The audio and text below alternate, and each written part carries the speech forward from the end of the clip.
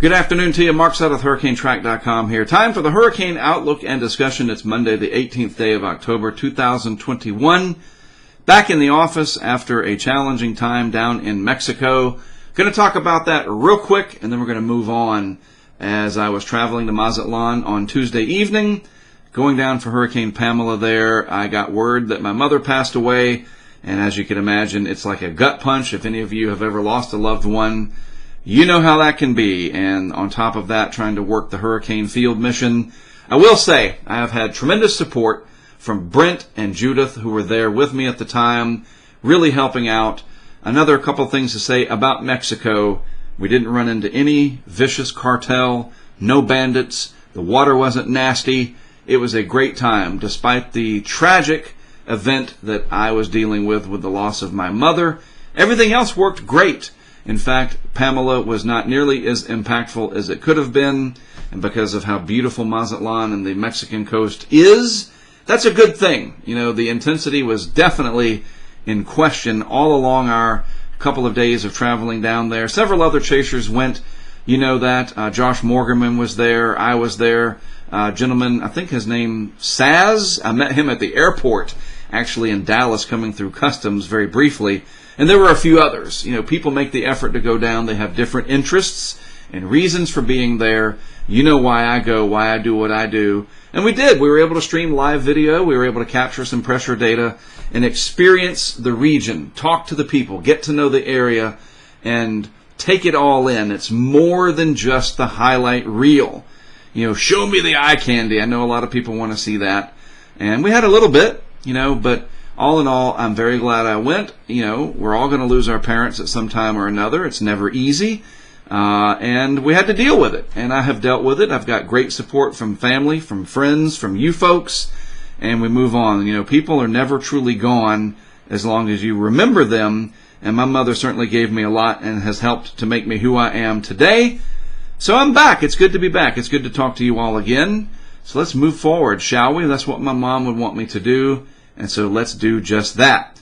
And we will start off with a look at this amazing graphic. And I say it's amazing because it really is. Look at this. We got this La Nina in the Pacific now, officially. And that is a very healthy look to the La Nina. A couple of these anomalies in here, these cold anomalies, almost, you know, getting to the edge of the scale there, 3-4 degrees Celsius below average at the surface. But also, the rest of the North Pacific is interesting to look at. You got this negative PDO, or Pacific Decadal Oscillation. Cold water out near Hawaii relative to average. It's a little cooler out there than you're used to seeing. That's what the blues are. The blue doesn't necessarily mean that it's cold. It's just colder than the long-term average. It's an anomaly. Speaking of anomalies, the Atlantic still warm along the equatorial region, almost like an Atlantic Nino. That's kind of a thing. It's abnormally warm along the equatorial region. Subtropical Atlantic, especially the Northwest Atlantic, very much above the long-term average, as are the Caribbean and the Gulf regions, very much above the long-term average. So, where are the hurricanes, right? Not that anybody's wishing for them, for the reasons that, you know, would make you go, what's wrong with you?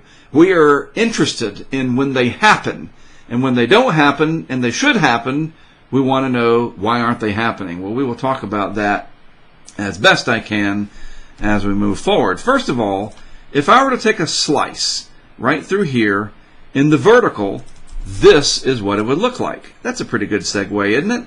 This is a nice subsurface slice of the equatorial Pacific. And here's all that cold water. There's the surface. There's 400 plus meters deep right there.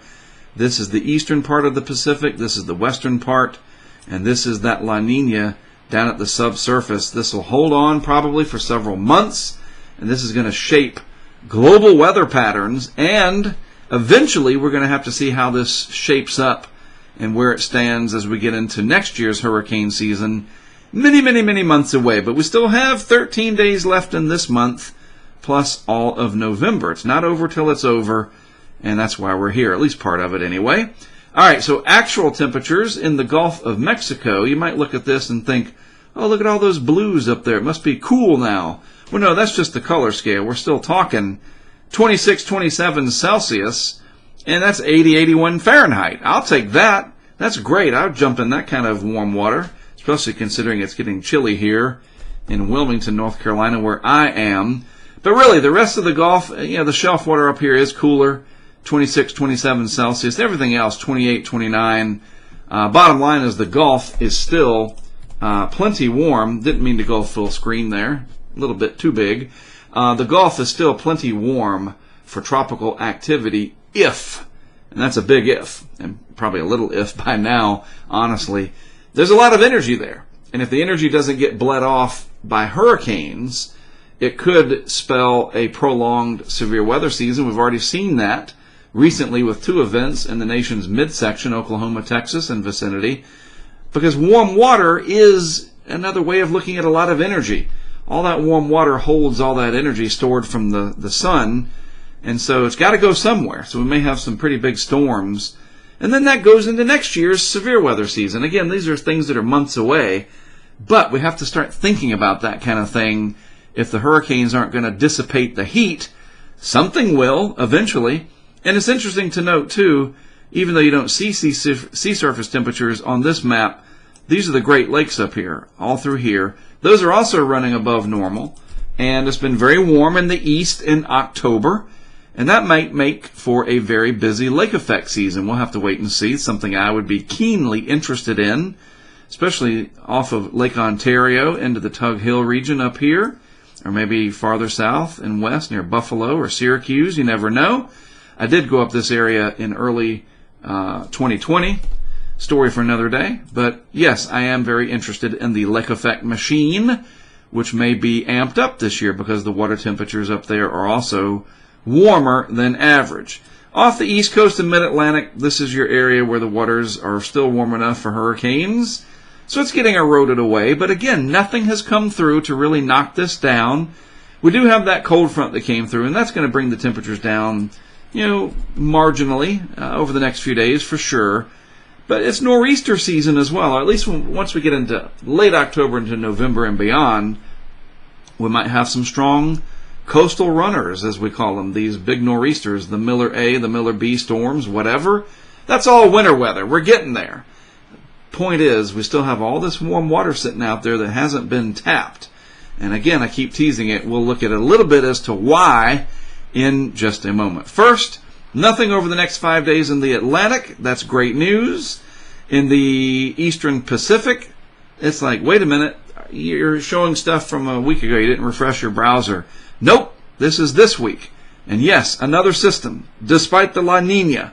It's not El Nino. The Eastern Pacific shouldn't be this busy, but it is. And we may have another system. Rick would be the name if it goes on to consolidate and get its act together.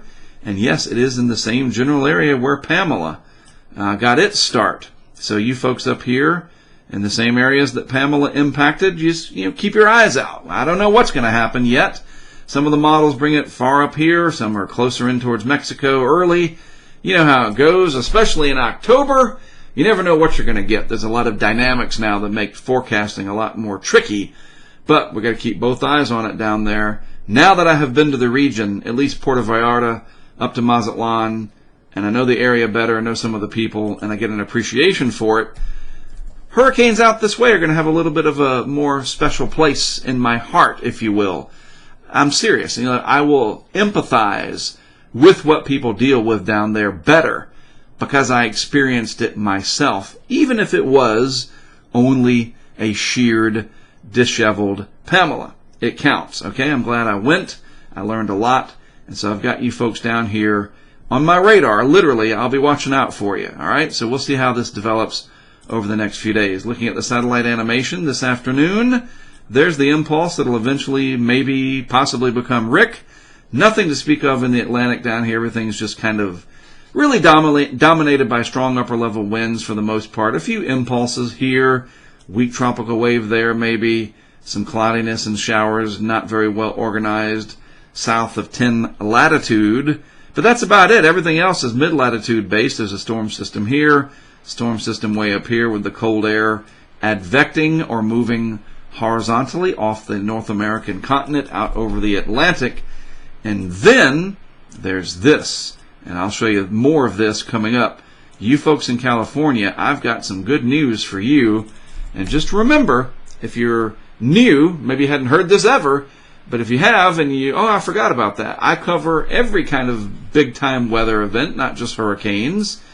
And that's just part of who I am. The hurricanes are the Super Bowl, if you will. That's what we're mostly here for. But any big impact weather event, I want to keep you aware of what's going on. Lower 48 weather, especially severe weather, lake effect snow, blizzards, drought, floods, monsoon, big California storm systems, El Nino, La Nina, hurricanes. That's why I'm here, all right? So we will be talking about more in the way of non-tropical weather as we go forward. And I hope you stick around for that, because it is, in some cases, as, if not more interesting, it can be. So here's something interesting. Speaking of, well, at least I think it's interesting. Not much energy consolidating in the Atlantic down here in the deep tropics. You see, no areas of deep vorticity. This one little spot here where what could be Rick is trying to get going, but it's all up here in the high and mid latitudes. We're transitioning away.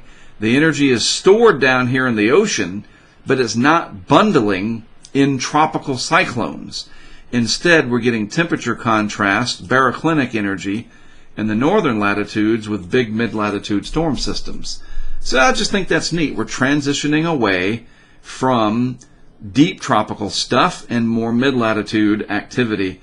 But there's still a lot of energy down here. I showed you that on the anomalies map, and it's not over yet. We still have several weeks to go, and we'll have to just wait and see how things pan out. All right, a couple of tweets here, just kind of shedding some light on why things have been so quiet. In weather forecasting, we look at analogues. What does this pattern remind us of from a past pattern? And 07 comes up a lot lately. And in 07, we had Dean and Felix, two very intense hurricanes. We had Umberto, which was a lot like this year's Nicholas, I guess you could say. And we had Noel. That was November, around the first part of November of 07. And that was pretty much it. The season kind of shut down, and we didn't have much else, despite that year being a La Nina like this year. So my theory is, sometimes these La Ninas kind of throw a monkey wrench into the system, and there's this delicate balance that if you have too much of a shock to the system, and this La Nina has really come on strong, it kind of throws everything out of sorts. And the atmosphere is trying to realign itself, and the base state just isn't set yet.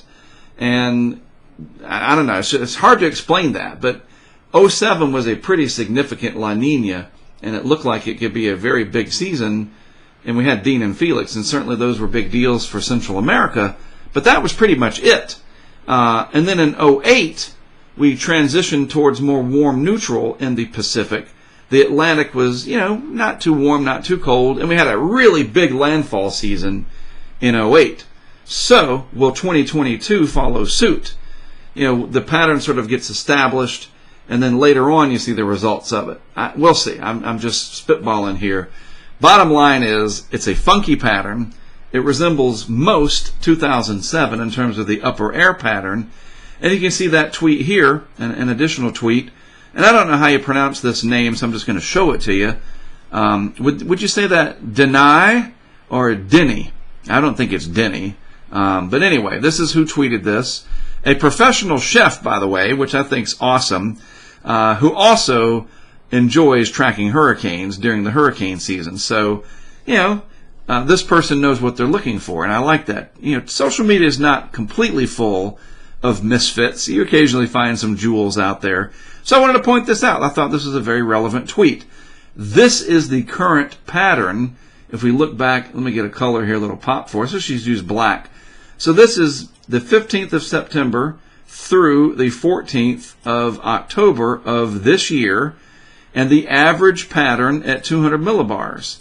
And we've had pretty strong heights over southeast Canada and low pressure down here in the southwest Atlantic at the upper level. So basically, this tut or trough carved out here, upper level troughing with unfavorable conditions right where we would be watching for development. So that's a big clue as to why we haven't seen much this year. And if we go back and we look at '07 through the same time period, see right there, it is a similar overall look.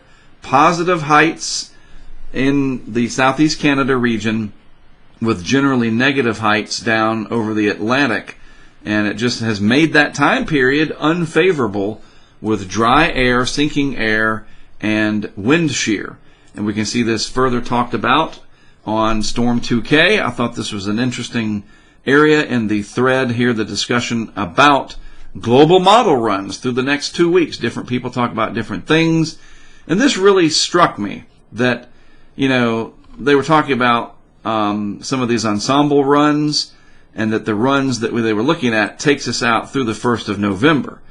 And if we go back and look at this time last year, this is 1 year ago. I want to make that very clear. This is a year ago, 2020, mid-October 2020. By this time, we were already seeing the signal here of Zeta forming by this time last year.